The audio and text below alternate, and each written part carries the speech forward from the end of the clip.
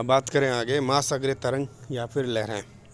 महासागरीय जल का शिखर तथा गर्तों के रूप में दोलन या उतार चढ़ाव जो महासागरीय लहर या तरंगे कहते हैं। महासागरीय तरंगों के प्रकार हैं। दोलन तरंग गहरे जल की तरंग होती है दोलन तरंग। स्थानांतरित तरंगें पिछले छिछले सागर की तरंग होती है, एक श्रृंगी तरंग और दीर्घ तरंग। संक्रमणीय तरंग दोलन तरंग एवं स्थानांतरित तरंग के मध्य उत्पन्न होने वाली तरंग को संक्रमणीय या फिर मध्यवर्ती तरंग कहते हैं। दैत्याकार रोग तरंग की बात करें, अधिक ऊंचाई प्रचंड तरंग है। रचनात्मक या विनाशी तरंग की बात करें, रचनात्मक या विनाशी तरंग की बात करें। निम्न आवर्ती दीर्घ तरंग दे वाली सागरीय तरंगों का रचनात्मक देखो, निम्न आवर्ती और दीर्घ तरंग देर वाली सागरीय तरंगों क्या रचनात्मक तरंग कहते हैं। इस प्रकार की तरंगें पुलिनों का निर्माण एवं संवर्त करती है। उच्च आवर्ती उच्च शिखर एवं छोटी तरंग दे वाली सागरीय तरंगों के को विनाशी तरंग कहते हैं। क्या कहते हैं? विनाशी तरंग कहते हैं। ये तरंगों के तट से टकराकर अपवर्तन करती है तथा पुलिनों का विनाश करती है। सर्फ एवं ब्रेकर तट की ओर चलने वाली तरंगों की ऊंचाई अधिक तथा लंबाई कम होने से ये टूटकर आगे गिरती है तथा तट की ओर बढ़ती है। इस टूटी हुई जल की तरंग का सर्फ ब्रेकर या स्वाटा कहा जाता है। इसको क्या कहा जाता है? स्वाटा कहा जाता है।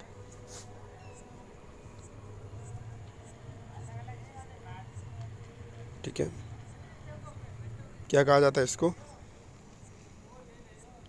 एवास कहा जाता है। तरंग परिवर्तन की बात करें, सागर तट की ओर आने वाली तरंगों का शिखर मुड़ जाता है, उसे तरंग अपवर्तन कहा जाता है। तरंग अपवर्तन, ठीक है ना। और तरंग लंबकोणी की बात करें, गहरे सागरीय तरंगों की शिखर रेखा के लंबवत समान दूरी पर, ठीक है, खींची गई काल्पनिक रेखा को लंबकोणीय कहा जाता है। तरंग परावर्तन की बात करें, तरंग परावर्तन सागरीय तरंगों का मानव निर्मित पक्की सागर दीवार या तटवर्ती कठोर चट्टानों से टकराकर सागर की ओर वापस लौटने को तरंग परावर्तन कहते हैं। अगला है ज्वार भाटा, देख लेते हैं। ज्वार भाटा टाइड्स। सूर्य तथा चंद्रमा क्या कर सकते हो के कारण सागरीय जल के ऊपर उठने और नीचे गिरने को क्या कहा जाता है? ज्वार। जो ऊपर उठना ज्वार, वापस नीचे तरंग गिरती है तो क्या कहते हैं? उसको भाटा कहते हैं। 24 घंटे में 2 ज्वार आता है, ठीक है। ज्वार भाटा के प्रकार पाते हैं, एक तो दीर्घ आता है, एक लघु ज्वार आता है, ठीक है।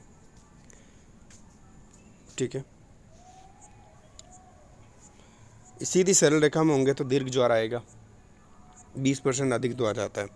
इस स्थिति को सीजगी कहते हैं। याद रखना, ये प्रश्न पूछा जाता है, कई बार पूछा कि सीजगी क्या है। मतलब इसमें सूर्य, चंद्रमा और पृथ्वी तीनों एक सीधी रेखा में होंगे तो उस स्थिति को क्या कहेंगे? सीजगी कहते हैं उसको। और इस स्थिति में दीर्घ ज्वार उत्पन्न होगा, यानी 20% ज़्यादा ज्वार उत्पन्न होगा, ठीक है। और लघु ज्वार में सप्तमी अष्टमी को आता है और दीर्घ ज्वार जो आता है अमावस्या और पूर्णिमा को आता है। तब तीनों एक सीधी रेखा में होते हैं और इसे सीजगी और युति भी नाम दिया जाता है। याद रखना, युति भी कहा जाता है, युति नहीं युति। और देखो युति तो क्या हो गया? पृथ्वी, चंद्रमा और सूर्य एक सीधी रेखा में, युति।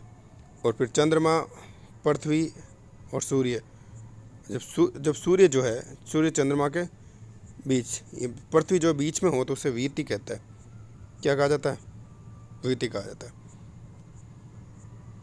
और जब पृथ्वी बीच में हो तो इसे क्या कहेंगे? युति कहेंगे। नहीं, जब चंद्रमा बीच में हो तो उसे युति कहेंगे और पृथ्वी बीच में तो क्या कहेंगे? वीति।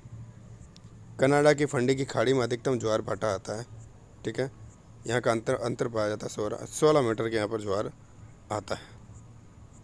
ज्वार भाटा का परिसर जो है अंतर पाया जाता है अधिकतर। दैनिक ज्वार एक दिन में, ठीक है। अर्धदैनिक ज्वार जो है प्रतिदिन में 2 बार। प्रत्येक ज्वार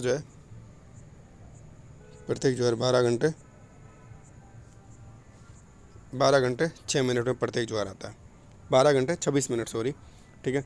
मिश्रित ज्वार किसी स्थान पर आने वाले असमान अर्धदैनिक ज्वार को मिश्रित ज्वार कहते हैं।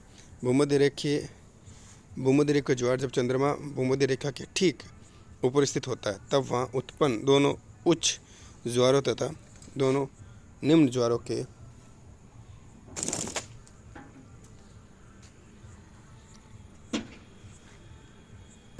निम्न ज्वारों की जो ऊंचाइयों में समानता होती है, इनमें समानता पाई जाती है, इन ज्वारों को भूमध्य रेखा ज्वार कहते हैं। आयनवर्तीय ज्वार, कर्म और देखो, एक तो क्या बोला है, आयनवर्ती यानी कर्क और मकर रेखा के निकट उत्पन्न असाधारण ऊंचाई वाले इन ज्वारों को अयनवर्तीय ज्वार कहते हैं। इसमें देखो ये किस पर डिपेंड करता है, ज्वारीय शक्ति है। सिद्धांत दिया न्यूटन ने दिया 1687 में, इसे संतुलन सिद्धांत कहा। ज्वार का समय की बात करें, दिन में 2 ज्वार आता है, ठीक है ना। एक ज्वार में समय की बात करें तो 12 घंटे 26 मिनट में, ठीक है।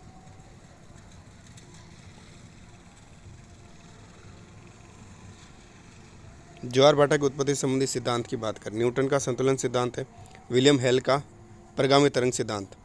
देखो न्यूटन का संतुलन सिद्धांत हो गया, विलियम हेल का प्रगामी तरंग सिद्धांत हो गया, और हैरिस का स्थैतिक तरंग सिद्धांत हो गया। हैरिस का स्थैतिक तरंग सिद्धांत किसका हो गया, हैरिस का हो गया। न्यूटन का संतुलन सिद्धांत, ठीक है। 1687 में प्रिंसिपल, इनकी बुक है, पिंड जितना नज़दीक होगा आकर्षण बल उतना अधिक होगा। बुक है प्रिंसिपल, किसकी, न्यूटन की। प्रमापी तरंग सिद्धांत 1833 विलियम हेवेल द्वारा। प्रगामी तरंग सिद्धांत 1833 विलियम हेवेल द्वारा। 1842 में जीबी एरी, वेल्स एंड, देखो इनके दिया वेव्स एंड टिडेस, कैनाल थ्योरी थी ये। चंद्रमा को सबसे महत्वपूर्ण शक्ति बताया। ज्वारीय लहरों के स्वभाव एवं समय पर महासागर की गहराई और तट की बनावट का सर्वाधिक प्रभाव होता है, इन्होंने कहा। स्थैतिक तरंग सिद्धांत आर ए हैरिस। स्थैतिक तरंग सिद्धांत किसकी, आर ए हैरिस 1928 में। स्थैतिक तरंग सिद्धांत देने वाला R A Harris 1928, R A Harris, ठीक है। आगे देखें, प्रगामी तरंग के विपरीत ज्वार भाटे का यह सिद्धांत ज्वार भाटे का एक प्रादेशिक परिघटना बताता है। देखो प्रगामी तरंग के विपरीत ज्वार भाटे का यह सिद्धांत ज्वार भाटे को एक प्रादेशिक परिघटना बताता है। समुद्र जल से स्तर में परिवर्तन, समुद्र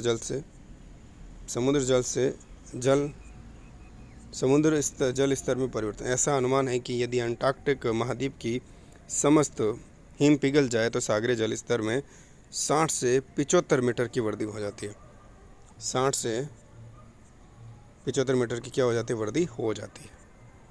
अनुमान 2100 वर्षों तक समुद्र तल 28 से 43 सेंटीमीटर ऊपर उठ जाएगा, यानी 2100 ईस्वी तक जो है अनुमान क्या, 2100 वर्षों, यानी 2100 वर्ष तक, यानी कि जब तक 2100 आ जाएगा ना, 2100 वर्षों तक